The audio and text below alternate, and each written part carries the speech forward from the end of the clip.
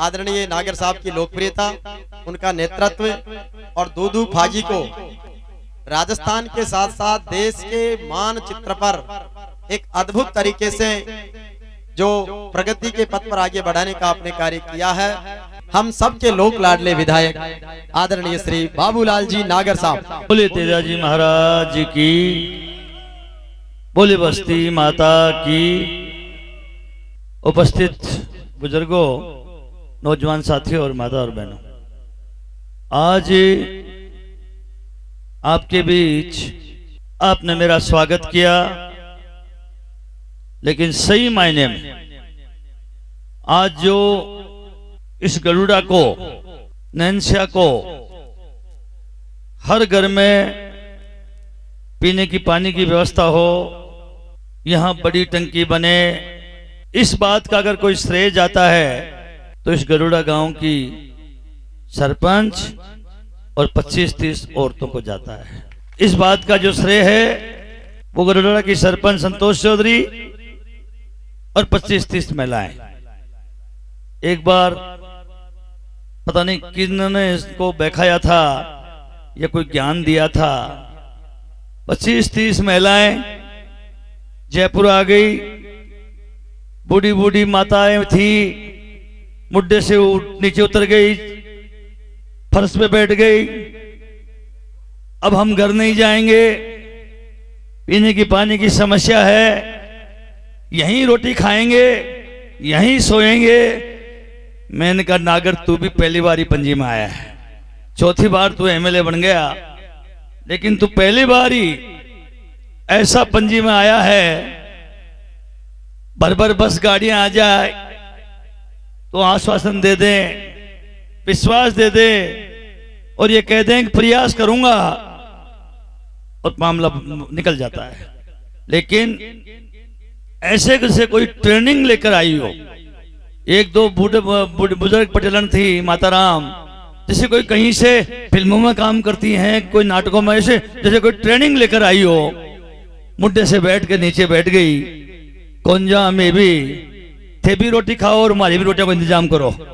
मैंने कहा ये तो मामला आपके तगड़ा आ गया, क्योंकि ये जो योजना है इसको तो मंजूर हुए साल भर से ज्यादा हो गया। तो जब हम लोग गए थे अशोक गहलोत जी के यहाँ, 5-7 हजार लोग गए थे। मैंने उस समय कहा था कि साहब पहले दूदू में आप पानी लाए थे, दूदू में पानी राजस्थान की राजधानी जयपुर से पहले, जयपुर ने बाद में पिया था पानी, पहले दूदू में पिया था। मैंने उनको याद दिलाया। फिर फागी मेरे जुड़ गया, आपको मैंने भोजपुरा बुलाया फागी में, बिजली का 132 का ग्रेड पहली बार बनाया, आजाद होने के बाद फागी में पहली बार बनाया, उसका उद्घाटन रखा था। मैंने कहा उस दिन आपने घोषणा करी थी कि मैं फागी को भी बिसपुर का पानी पिलाऊंगा, लेकिन तो फागी में पानी आ रहा है, पानी चला भी लेकिन हर घर में नहीं पहुंच पा रहा है, दूध का तो खत्म सा हो गया है। मैंने मुख्यमंत्री जी से उस दिन 5-7 हजार लोग दूध फागी के थे, हम सबने पुख्ता तरीके से उनके घर पे गए थे, उनसे मांग करी। राजस्थान में 30 योजनाएं, जब अशोक गहलोत जी ने बजट पेश किया विधानसभा में 2020-21 में, इसके बाद बजट आया 2021-22 का। जब 2020-21 में बजट पेश किया तो पूरे राजस्थान की 30 योजनाओं का उन्होंने बजट में जब भाषण दिया, पढ़ के बोले तो 30 योजनाओं के लिए कहा सबसे पहले मैं राजस्थान में इन 30 योजनाओं में हर घर घर में टूटी लगाऊंगा। और खुशी की बात यह है इस 30 योजना में 3 योजना दूदू विधानसभा की है। पूरे राजस्थान की 30 योजनाओं में 3 योजना दूदू विधानसभा की है। फागी बिसपुर योजना, दूदू बिसपुर योजना, नरेना मामाना बिसपुर योजना। तो ये योजना साल भर पहले सैंक्शन हो गई। मैंने सर्वे करवाए, कहाँ कहाँ टंकियां बना सकता हूं। पूरी दो तहसीलें हो गई, अब माधवराजपुर अलग हो गई, फागी अलग हो गई, 2 पंचायत समिति हो गई, क्योंकि योजना मैंने मंजूर कराई थी। अधिकारियों से बैठकर चर्चा करी, टोटल इस घर घर टूटी योजना में 17 टंकी नई बनाने का फैसला किया। उन 17 में भी 12 टंकियां तो मेरी 20 पंचायतों में है, 5 टंकियां 21 पंचायतों में माधोराजपुरा में है। लेकिन आपके गरुड़ा में भी हर घर में टूटी लगाने की योजना शामिल हो गई थी। लेकिन जब बैठकर चर्चा करी कि गरुड़ा में पानी कहां से आएगा, वहां से पानी आना है, एक टंकी मैंने लसाड़िया में और बना दी है। फिर ये आया कि हमारे यहाँ पानी चढ़ ही नहीं सकता है। लेकिन इन महिलाओं ने कमाल कर दिया, मतलब कमाल कर दिया इन महिलाओं ने, आपकी 20-25 महिलाओं ने मुझे मेरा इस तरह से मजबूर कर दिया। ये किसी भी हालत में मैं कितना भी जोर लगा लूं, क्योंकि साल भर पहले ये सैंक्शन कर दी थी, ये उसमें प्रोजेक्ट की योजना में शामिल था गरुड़ा और नैनशा। अब उससे निकालना, वापस डिपार्टमेंट एनओसी देना, वापस मंत्री के पास जाना, मंत्री से लिखाना। मैंने कहा मेरे गरुड़ा में पानी नहीं पहुंच पाएगा। इसके बाद दोबारा से उन गांवों उस प्रोजेक्ट से निकालना, फिर अलग से योजना बनाना और 2,51,00,000 की आपके लिए मंजूर होना। ये असली रूप में इसका जो श्रेय जाता है तो सरपंच, इनके साथ जो वार्ड पंच गए वो वार्ड पंच और ये महिलाएं। न इसमें हनुमान का कोई लेना देना नहीं है, न कोई मेरा लेना देना नहीं है। ये हनुमान 10 ट्रक भर के, 10 बसें भर के भी लिया था तो जुगाड़ नहीं बैठता। ये 10 बसें भी भर के लिया था तो जुगाड़ नहीं बैठता। क्योंकि मैंने सोचने के लिए मजबूर हुआ कि ये महिलाएं 2-3 गाड़ियों में भरकर आई हैं और किस तरह से, किस इच्छा शक्ति से इन्होंने अपनी बात को रखा है और मजबूर कर दिया। मैंने कहा और चाय लाओ, फिर दोबारा चाय मंगाई इनके लिए। मैंने कहा आपको कोई नाश्ता मंगा दूं? नहीं, बोला मैं तो रोटी खाऊंगा। माली भी रोटी बना लियो और थाली भी रोटी बना लियो, मैं तो जावा ही कौन है। तो इन्होंने तब मजबूर कर दिया। आज मैं धन्यवाद देना चाहूंगा इनको, क्योंकि प्रजातंत्र में ये बहुत बड़ी ताकत है। प्रजातंत्र की असली ताकत, हमारे जो देश की ताकत क्या है? प्रजातंत्र है।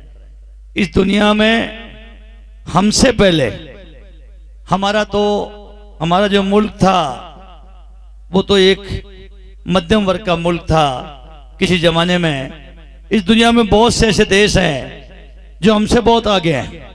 इस दुनिया में महाशक्तियां हैं, उनके आगे हमारा देश कुछ नहीं टिकता था। लेकिन उन बड़े बड़े महाशक्तियों के भी, अमेरिका जैसे देशों के भी, रूस जैसे देशों के भी, जो अपने आप में बड़ी महाशक्तियां थी, ब्रिटेन, इंग्लैंड जैसे देशों के भी कई टुकड़े हो गए।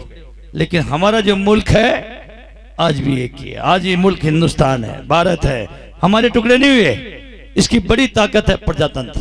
प्रजातंत्र में बड़ी ताकत, और प्रजातंत्र की असली ताकत क्या है? मतदाता ताकत। आज 73 वर्ष हो गए। 1947 में देश आजाद हुआ, 2021 चल रहा है, 73 से ज्यादा साल हो गए। और आज भी हम जब प्रजातंत्र को मजबूत करने का आधार क्या है? मतदान। और उस मतदान को बिना सोचे समझे दे देते हैं, जाति बिरादरी के चक्कर में दे देते हैं, मोहल्ले पड़ोस के चक्कर में दे देते हैं, जो कोई लफासे मार गया उस लफासे के मारने के चक्कर में दे देते हैं। तो इससे प्रजातंत्र कमजोर होता है। इसलिए मैं आपसे प्रार्थना करूंगा, इस प्रजातंत्र को मजबूत रखना है।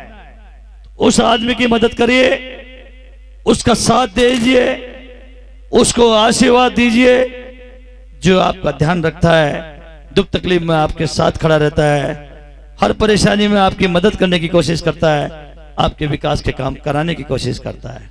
मैं ये नहीं कहता कि मैं बहुत बड़ा काम करता हूं। मुझे 4 बार चुनाव लड़ने का मौका मिला, भगवान का आशीर्वाद रहा, चारों बारी में चुनाव जीता।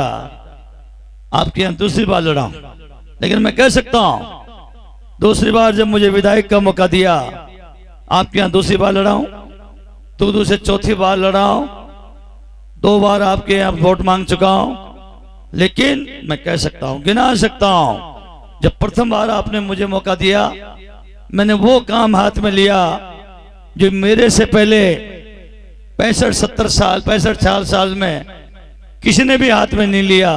मैंने वो सपना बनाया कि किसी ने भी सपना नहीं बनाया किसी पार्टी का मुख्यमंत्री रहा हो, कोई एमएलए रहा हो, कोई एमपी रहा हो। दूदू से आते ही मैंने, आपको चुनाव में याद आता होगा, जब मेरा पहला चुनाव था मैंने बैनर पोस्टर बनाया था, नागर आया बिशनपुर का पानी लाया। जब मैं चुनाव लड़ी रहा था उस संकल्प के साथ आया मैं आपके यहाँ चुनाव लड़ने कि हम नागर आ गया है, पहले दूदू में पानी लाया था बिशनपुर का, अब फागी में पानी लाऊंगा। मैंने योजना बनाई, मेरे समय में ही योजना सैंक्शन करवाई। भोजपुरा में आप लोग भी गए और मेरे टाइम में ही काम चालू हो गया था। मेरे टाइम में ही ठेकेदार आके उसने अपना ऑफिस खोल लिया था और पहली बार इसकी शुरुआत करी। ये भंवर सिंह जी पचाला हैं, इनके पिताजी नारायण सिंह जी बहुत लंबे समय तक प्रधान रहते हैं। मैंने संकल्प लिया, बिशनपुर का पानी आपके फागी में लाया। बिजली का जो ग्रेड मुल्क आजाद होने के बाद भी पहला बिजली का 132 का ग्रेड आपके फागी में लेकर आया। उस जमाने में न्यायालय नहीं थे, दूदू जाना पड़ता था, दूदू से पहले सांबर जाना पड़ता था। पहला न्यायालय आपके फागी में लेकर आया। इसलिए मैं आपसे कहना चाहता हूं कि इस बार इन 2.5 वर्षों में जो मैंने संकल्प लिया था, फागी में मुझसे पहले मेरा नंबर आज 15वां नंबर है विधायक का। एक बार मैं 13 नंबर पर विधायक बना, उससे पहले 12 विधायक बने थे। किसी ने नहीं सोचा ये हमारी बच्चियां ये कहां पढ़ने जाएंगी। माँ बाप अपनी बच्चियों को क्या प्राइवेट स्कूल में पढ़ाने के लिए इतना पैसा खर्च कर सकता है? क्या माँ बाप जयपुर भेज सकता है बच्चियों को? हमारी जवान बच्चियों को जब हम पढ़ने भेजते हैं, आज का जमाना बदल गया है, लेकिन इसके बावजूद भी माँ बाप को लगता है ये बच्ची कहाँ 50-60 किलोमीटर पढ़ने जाएगी।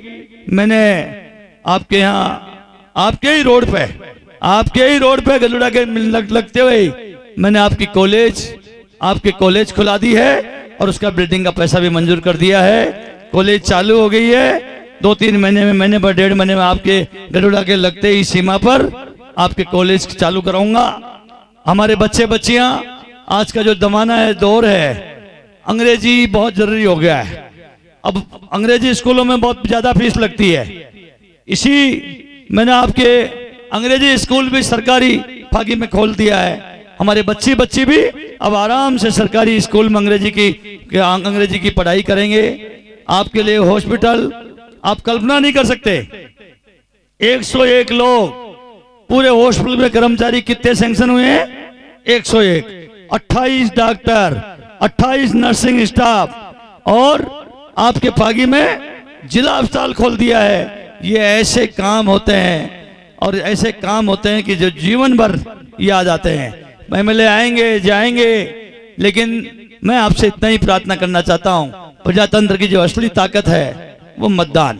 अगर इस मतदान को भी हम इधर उधर लगा देते हैं तो प्रजातंत्र कमजोर हो जाता है। इसलिए गरुड़ा के लोगों, मैं कोई आज लंबा समय नहीं लेना चाहता, इसलिए मैं तो आपको यही कहना चाहता हूं, जो आपकी मदद करता है, जो आपके लिए सोचता, आप याद करो जब मैं पहली बार एमएलए बनता था, कैसे कैंप लगाता था, कैसे पेंशनें बांधता था। 40 का भी बांध दिया, 50 वाले के भी पेंशनें बांध दी, 60 के भी पेंशनें बांध दी। कैसे गेहूं बांध रहा था, 8 बीघा से ज्यादा वालों को गेहूं नहीं मिलता था। कैसे 50-50 बीघा वालों को भी गेहूं बांध रहा था। कैसे आपको समझना चाहिए। इसी तरह नरेगा जॉब कार्ड, एक परिवार को 1 जॉब कार्ड मिलता है।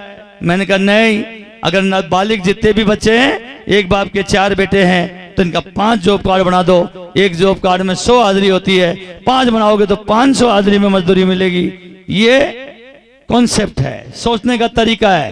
इसलिए मैं आपसे यही कहना चाहता हूं कि आपने आज अच्छा प्रोग्राम रखा। आने वाले समय में, इस महीने 1.5 महीने में पूरे फागी के हर घर में पानी पहुंचाने का काम, हर 2 में हर घर में पानी पहुंचाने का काम शुरू कर देंगे। गरुड़ा के लोगों, मैं आपसे यही प्रार्थना करना चाहता हूं। मैं संकल्प के साथ काम करता हूं और ये जो 2.5 करोड़ रुपए, 2 करोड़ 51 लाख, ये सच कह रहा हूं। ये चमत्कार की 2 करोड़ 51 लाख, मैं इसको करा नहीं सकता था, नियम में नहीं था। एक एक्शन ने मना कर दिया, मैंने मंत्री से लिखाया, उस एक्शन ने कहा, मैंने कहा एनओसी दे कि ये गरुड़ा को हम अलग कर दें इस योजना से। इसको तो मुझे मंजूर कराए साल भर से ज्यादा टाइम हो गया, टेंडर लगने में टाइम लग गया इसमें। ये जो हर घर टोटी लगेगी फागी तहसील में, साल सवा साल हो गया, लेकिन इसकी टीएस निकाली, अब इसके टेंडर लगे, अब टेंडर भी खुल गए, आदेश भी हो गया काम शुरू करने का, अब उससे अलग करना है। उस एक्शन ने मुझे मना कर दिया कि साहब मैं कर नहीं सकता, मैं सस्पेंड हो जाऊंगा, मेरे खिलाफ कार्रवाई हो जाएगी। मैंने कहा भैया मुझे कुछ भी करना पड़े, मुझे वो 20-25 जो महिलाएं हैं, वो बूढ़ी बूढ़ी जो औरतें हैं, वो माता राम आंखों के सामने आ रही है, और ये मुझे धमका के और आई हैं, मुझे कह के धमका के भी आई हैं। अब के मैं आगा ना तो मैं हालाई करूंगा, तो टंकी ले ही जाऊंगा इंडिया से। मैंने कहा अब भाई पहले इन्होंने इतना बाध्य कर दिया मुझे, पहले ये इतना मजबूर कर दिया, इसलिए मैं सहना चाहता हूँ ये एक बार इन सब महिलाओं के लिए जो क्योंकि ये काम करने की प्रेरणा बनी मेरी। मैंने सोचा 3 जीवों में इतनी महिलाएं आई, बुजुर्ग महिलाएं आई, क्या मन करके इनको विश्वास था कि हम एमएलए के पास जाएंगे, एमएलए हमारी बात को मानेगा, मना नहीं करेगा। आधे से तो वैसे ही नहीं जाए, अरे बड़बाद काहे करांगा, करोगे कौन करे, पर इनके विश्वास था कि हम जाएंगे तो काम करा के लाएंगे। तो इसलिए मैं आपसे यही कहना चाहता हूँ, एक बार इन महिलाओं के लिए एक बार ताली बजाकर इनका स्वागत कर दो, क्योंकि इनमें आदमियों का कोई लेना देना नहीं है। इस पानी की योजना से न हनुमान का कोई लेना देना है, न कोई आदमियों का लेना देना है। आदमियों का तो उसमें लेना देना था जो बाहर से पानी आ रहा था, आपके इस टंकी यहाँ बनने में नहीं था। ये तो इन महिलाओं को जाता है। आपसे निवेदन करना चाहता हूँ, ये चुनाव लड़ने वाले जो लोग हैं, इनसे कोई पानत नहीं करवानी है, इनसे कोई खेतों में पानी नहीं पवाना है, इनसे कोई घरों के बाहर नाली नहीं साफ करानी है, इनसे कोई नाच साफ नहीं कराना है। इनका काम क्या है, जनता की दुख तकलीफ में भागीदार बने, यहाँ के विकास के कामों को आगे बढ़ाएं, सरकार में मजबूती से सरकार में पक्ष रखे, और मजबूती से पक्ष रखने के बाद में सरकार की योजनाएं लेकर आए। मैं आपसे निवेदन करना चाहूंगा, मेरा आपने पहले वाला दौर भी देखा है, जब मंत्री था, जब आटा योजना भी लाया था, कैसे पेंशनें बांधी थी, और आपने अभी भी देखा है ये 1.5 साल क्या भयंकर कोरोना, जबरदस्त कोरोना। कई गरीब ऐसे हैं जिनके घर में पीपा है, उस पीपे में इतना आटा नहीं है कि लॉकडाउन लग गया, कर्फ्यू लग गया, 4 महीने तक घर से बाहर निकलना बंद कर दिया। अब हर गरीब के पास इतना आटा थोड़ी है कि वो 4 महीने तक अपने घर में बैठकर उस पीपे में आटा निकाल ले और बच्चों को पाल ले। लेकिन मैं आपसे कहना चाहता हूँ, किसी ने नहीं सोचा, मैंने सोचा मैं मेरी जनता को भूखा नहीं सोने दूंगा, तो चाहे मुझे कुछ भी करना पड़े, मैं किसी को भूखा नहीं सोने दूंगा। मैंने संकल्प लिया, मैंने 5-6 बार गरीबों के लिए 6 बार, मेरे पास जितना एमएलए कोटा था, केवल 2 करोड़ एमएलए कोटा था, 2 करोड़ के 2 करोड़ मैंने एमएलए कोटा का दिया। फिर इसके बाद मैंने जोड़ी फैलाई और मैंने कहा ये मैं सरकारी खाते में पैसा डलवाऊंगा आपका, और इन गरीबों को भूखा नहीं सोने दूंगा। करीब 2.25 करोड़ रुपए लोगों ने मुझे चंदा दिया, सरकारी खाते में डलाया। 6 बार आपके पूरी 20 पंचायतों में जो गरीब लोग थे उनको खाने के पैकेट भेजाए, किसी को भूखा नहीं सोने दिया। मांस भी मैं आपके लेकर आया आपके यहाँ, क्योंकि उस समय मांस ही दवाई थी, कोई दवाई आई नहीं थी, वैक्सीन आई नहीं थी। मैंने कहा हर पंचायत में मैंने 2-2 हजार मांस दिए, कहीं में 3 हजार मांस दिए, और इसके बाद मैंने लोगों से कहा तुम भी मांस दो, यही बचाव का साधन है। और इसके अलावा मैं आपसे निवेदन करना चाहता हूँ कि 2-2, 3-3, 4-4 महीने तक लॉकडाउन लग गया, लोग हरिद्वार नहीं जा पाए, फूल घर में मंदिरों में रखे हुए थे। मैंने 2 बार 10 बसें पूरा का पूरा मेरी तनख्वाह से 10 बसें हरिद्वार भेजी मैंने, और अस्थि कलशों को हरिद्वार में विसर्जन कराया। किसी का 1 पैसा नहीं लगने दिया, बसों का किराया मैंने दिया, उसका डीजल मैंने दिया, खाने का खर्चा मैंने दिया, क्योंकि मैं जन्म मरण प्रण में सबके यहाँ जाया करता हूँ। कोरोना में मैं नहीं गया था, मेरे बहुत परेशानी, मन में तकलीफ आ रही थी कि अपन ये परिवार के सदस्य के रूप में बात करते हैं, अपन दुख के समय नहीं गए, चलो इस बहाने ये लोग हरिद्वार जाएंगे, मेरे मन में शांति आ जाएगी। आपको समझना पड़ेगा, आपको नरेगा ने मैंने कहा, मैंने आवाज लगाओ, आपके सरपंच को कहा आप माइक घुमा दो पूरी पंचायत में, जो भी रोजगार करना चाहेगा हर व्यक्ति को रोजगार लगाऊंगा। फिर आपने देखा होगा कि वह जो 1.25 साल में जिनकी मृत्यु हो गई, चाहे वो औरत हो चाहे आदमी हो, जिसके नाबालिग बच्चे थे, मैंने सर्वे करवाया। आपके इस पागी में 20 पंचायतों में 84 ऐसे परिवार थे जिनके मौत हो गई थी, जिनके लेकिन बच्चे जवान तो नाबालिग थे। सबको मैंने सरकार से नहीं 21 हजार रुपए का चेक दिया आपके। इसलिए मैं आपसे कहना चाहता हूं, मैं ये नहीं कहना चाह रहा कि मैंने कोई बहुत बड़ा काम किया है, लेकिन मैं ये कहना चाहता हूं जो आपके लिए समझे, जो आपके लिए तड़फे, आपके दुख तकलीफ में साथ रहे, आपके विकास के लिए आपके लिए योजना बनाए, आपके लिए संघर्ष करे, ऐसे व्यक्तियों को आपको साथ देना चाहिए, मदद करनी चाहिए। क्या बिगड़ता? बाबूलाल नगर 2008 में हार भी जाता तो क्या फर्क पड़ना था? मुझे नहीं लगता था कि यहाँ कोई बिस्तर के बारे में कोई सपना देखता, कोई मुझे नहीं लगता था, क्योंकि ये सपना तो मैंने उस समय देखा जब जयपुर में बिस्तर का पानी नहीं आया था, तब मैंने दूधू में लाया और मेरी बात रह गई। अशोक गहलोत ने उस समय मेरी जजा की मदद करी तो मेरी हिम्मत बढ़ गई। मैंने कहा जब दूधू में ही ले आया तो मैं अब तो फागी होते हुए जयपुर पानी जा रहा है, अब तो नहीं भी मानेंगे तो मैं गोदम रोप दूंगा। यहाँ फागी होके लाइन जा रही है जयपुर में, अशोक गहलोत जी को मानना पड़ेगा, लेकिन वह तो उन्होंने वैसे ही मान गए थे। इसलिए मैं आपसे कहना चाहता हूँ, क्योंकि ये कल्पना है, ये सपना है।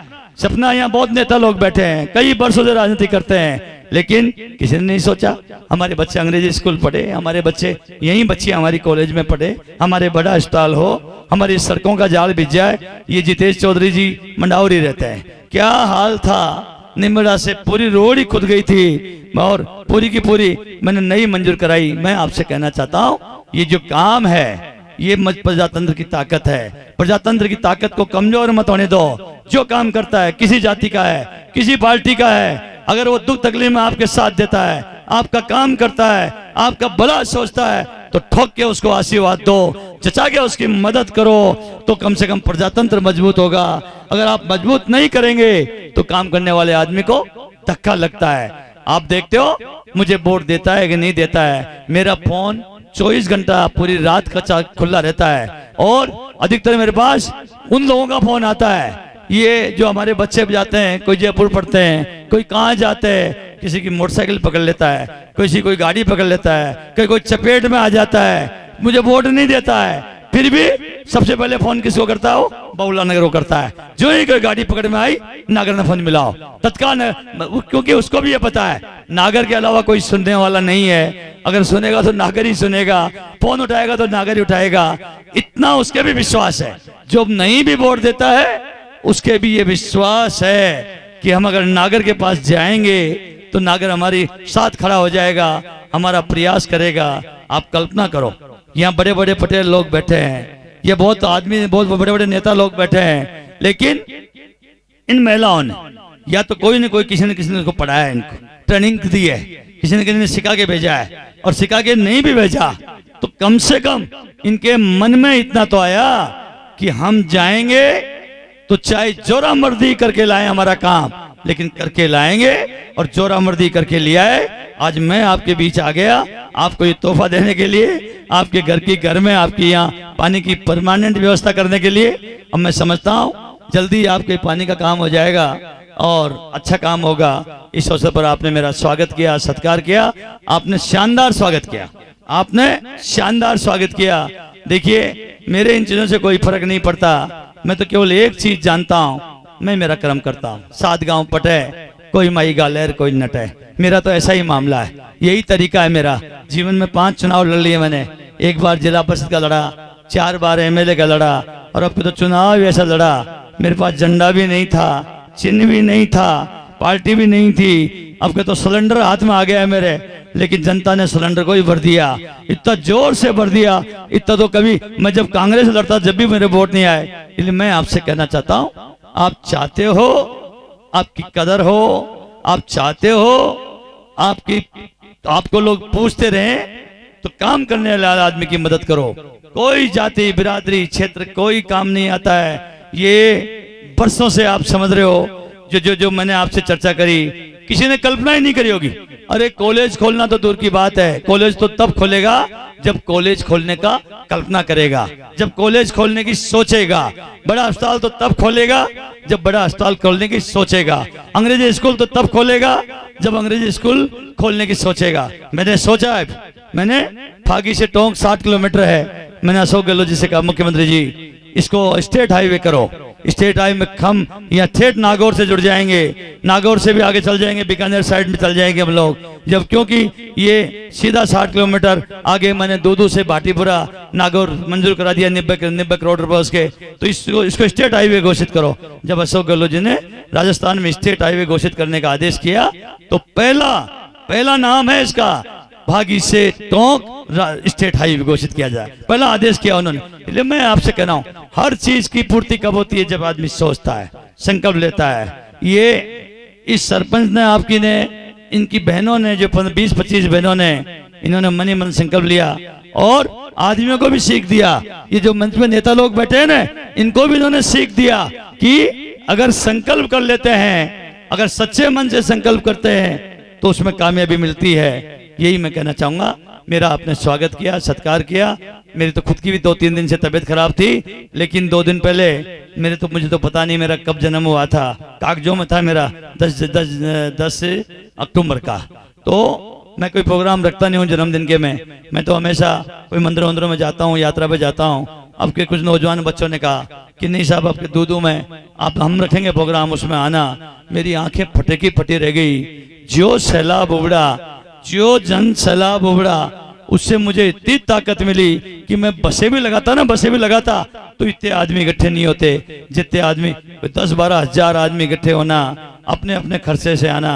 तो मुझे एहसास हुआ कि देर हो सकती है, अंधेर नहीं है। ये जनता है, सब देखती है कौन हमारी मदद करता है, कौन हमारा काम करता है, कौन भाषण देता है, कौन लपासे मारता है। मैं आपसे पूछता हूँ, अब मैं 2.5 साल से हूँ, इससे बड़ी परेशानी नहीं हो सकती, कोरोना से बड़ी परेशानी नहीं हो सकती। मैंने आपके 3 हॉस्पिटल खोले, कोरोना के फागी में खोला, मैंने आपके दूदू में खोला, मैंने आपका बिछुड़ में खोला। अब परमानेंट फागी में अभी आपने देखा होगा 5 एम्बुलेंस दिए मैंने परमानेंट फागी में। ऑक्सीजन का प्लांट लगा रहा हूँ कि भगवान कभी नहीं ये दोबारा महामारी आ जाए, दोबारा ये नई कोरोना आ जाए।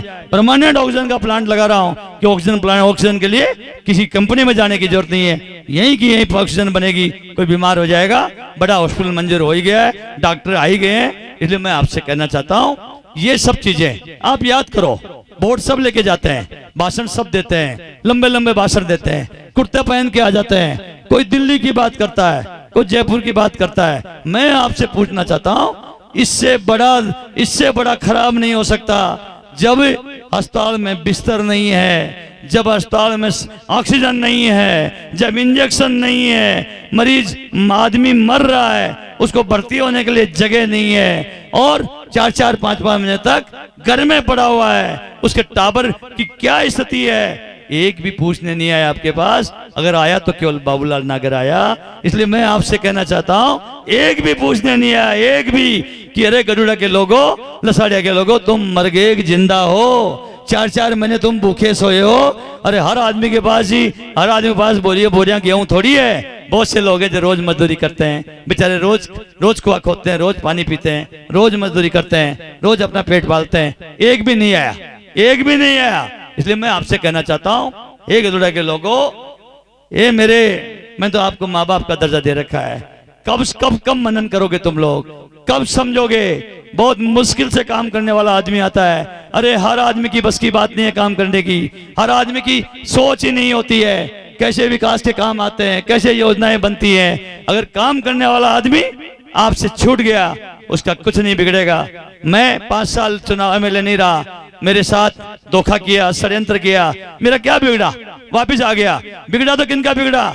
जैसे ही मैं चुनाव जीत कर आया, मैंने 1 महीने में घूम के शिविर लगाया। आपके लसाड़िया भी आया, 7,300 लोग तो केवल 40 पंचायत दूदू में और 1,600 लोग फागी में 20 पंचायतों में। ऐसे करके इनकी 9,000 से भी ज्यादा उन लोगों की मैंने वापस पेंशन बांधी, जिनकी मैंने पेंशन बांधी थी, जो पिछले राज में बंद हो गई थी, उनकी वापस पेंशनें बांधी।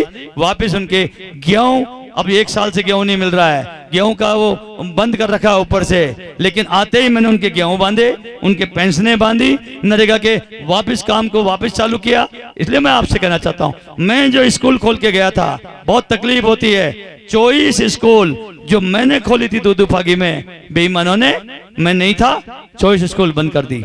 मास्टर उनके बिल्डिंग बनाई थी, सरकार ने पैसा दिया था बिल्डिंग का, और 24 स्कूल बंद कर दी। अब 24 में से 21 स्कूल मैंने वापस खोल लिए। तो मैं ये कहना चाहता हूँ, मेरा क्या बिगड़ा, मेरा क्या बिगड़ा, बिगड़ा तो जनता का बिगड़ा। ये बिस्कुट तो मैं पहले ही ले आया था, ये तो मैं उस जमाने में मार्च 2013 में ही ले आया था, आज तो 2021 है। अगर कोई काम करने वाला होता तो आज बिस्कुट की मुझे दोबारा घर टूटी लगाने की क्या जरूरत पड़ रही थी। आज कामयाब हो जाती योजना तो आज बिस्कुट का पानी पीते। इसलिए मैं कहना चाहूंगा, समझने की जरूरत है। आप चाहते हो प्रजातंत्र में आपकी कदर होती रहे, तो अच्छा आदमी कोई हो, किसी पार्टी का हो, ठोक के आशीर्वाद दो। यही मैं आपसे प्रार्थना करने आया हूं। बोले बस्ती माता की जय।